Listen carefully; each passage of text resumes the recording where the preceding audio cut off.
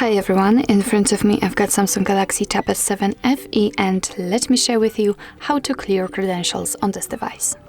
So first of all, let's enter the settings and let's take a look at this left section. Here we have to scroll down to find the biometrics and security.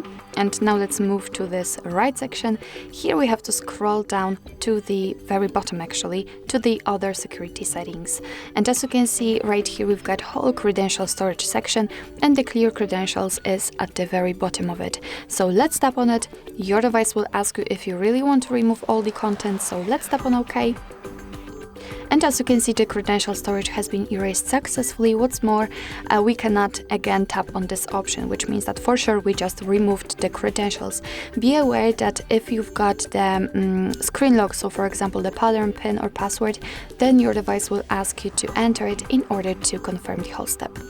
So actually this is it. This is how to remove credentials in your Samsung Galaxy Tab S7 FE.